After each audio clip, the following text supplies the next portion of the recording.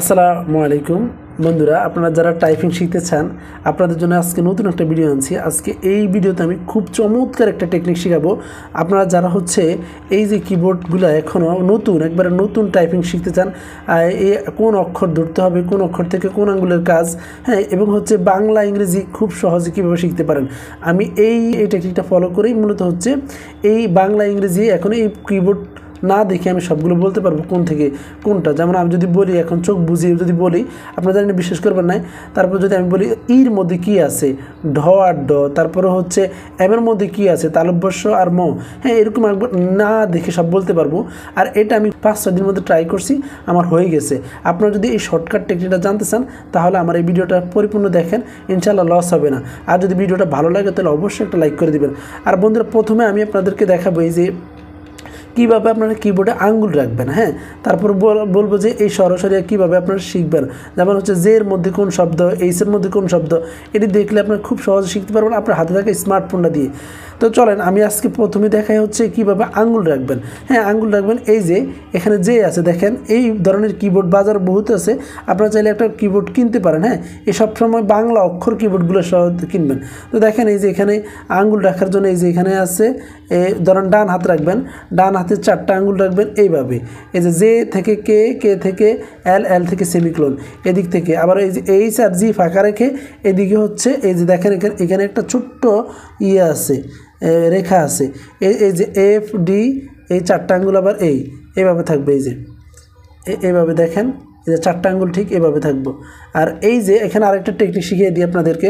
আপনারা অনেকে কিবোর্ডকে করতে জানেন না, মানে যখন করেন কোন আঙ্গুলে কোন কাজ সেটা বলি।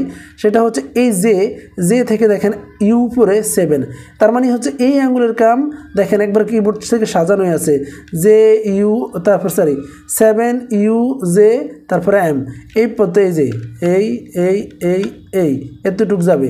আবার এই যদি আমরা কে দেখি, কের কাম কে এল 8, আবার আমরা যদি এই কে থেকে নিচে যাই তার মানে এই নিচে কমা, এই কমাতে আসবে, বুঝছেন। অতএব আপনারা সবসময় এই যে থেকে সবগুলো হিসাব হবে, 4টা আঙ্গুল এদিকে, আর এই যে আঙ্গুলটা আছে এই আঙ্গুলটা এখানে ক্লিক করবেন, এটা স্পেসের কাজ। আর এছাড়া এই আঙ্গুলগুলোর কাজ আরও আছে। যেমন আমরা যদি যে দেখি, যে দিয়ে আবার এই যে শিফটের কাজটা আছে, শিফটের কাজ। তো বন্ধুরা, মূল বিষয়টা আমি আসলে বলতে চাচ্ছি যে আপনারা এই বাংলা অক্ষরটা এখন কীভাবে শিখবেন। যেহেতু শিখাইলাম যে এই আঙ্গুল দিয়ে কী কাজ, এই আঙ্গুল দিয়ে কী কাজ, দেখেন আপনারা যদি লক্ষ্য করেন সব সিরিয়াল বাই সিরিয়াল আছে। চলেন আমরা এখন মূলত দেখব আপনারা আপনার হাতে থাকা মোবাইলটা দিয়ে কীভাবে সবসময় যে শব্দের কি, এইসের মধ্যে বাংলা কোন অক্ষর আছে, এফের মধ্যে কি আছে, র এর মধ্যে কি আছে, এই সেম জিনিসটা আপনার মোবাইলে এখন দেখতে পারবেন। এবং সেখান থেকে খুব সহজে কয়েক জিনিস ট্রাই করেন, আপনারা এটা একবার না দেখে বলতে পারবেন, না দেখে করতে পারবেন। তো চলেন, দিন অনেকের সাথে বিভিন্ন মেসেঞ্জার, হোয়াটসঅ্যাপ বা বিভিন্ন লেখালেখি করি মোবাইলে। তো আমরা লেখালেখির মাধ্যমেই কিবোর্ডে যে অক্ষরগুলো আছে যেভাবে সেম অক্ষরগুলোই আমরা আমাদের হাতে থাকা মোবাইলগুলোতে সবসময় যে লেখালেখি করি ওইটাও শিখতে পারবো। এখান থেকে শিখলে ওইটা আপনার জন্য খুব ইজি হয়ে যাবে।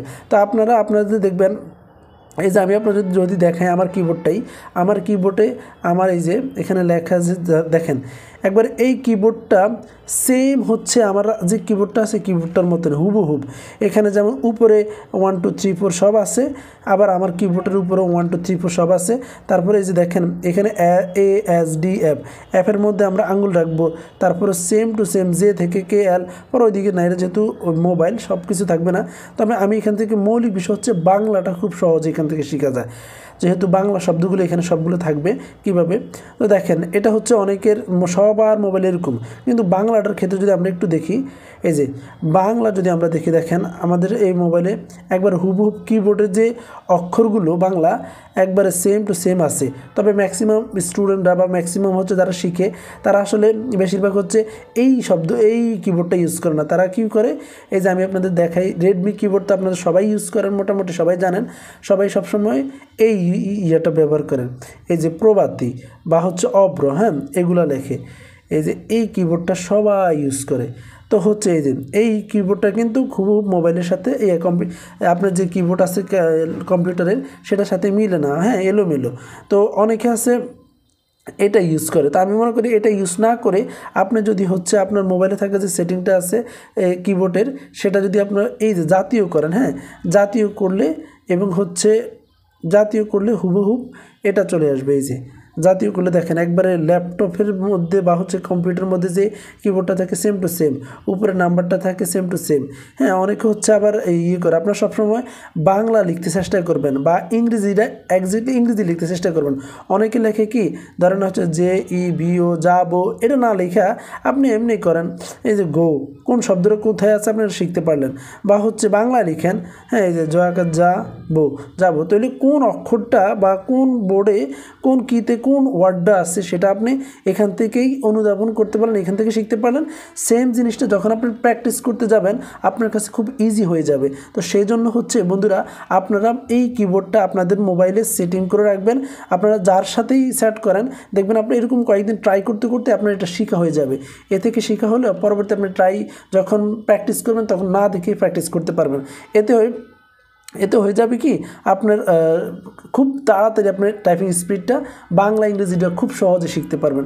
তো এই ছিল মূলত ভিডিওর বিষয়বস্তু। বন্ধুরা হচ্ছে টাইপিং শিখতেছেন, আশা করি এই ভিডিওটা দেখার পর আপনাদের অত্যন্ত গুরুত্বপূর্ণ ভূমিকা পালন করবে। তো উপকারে আসছে, যদি ভিডিওটা ভালো লাগে তাহলে অবশ্যই একটা লাইক করে দেবেন।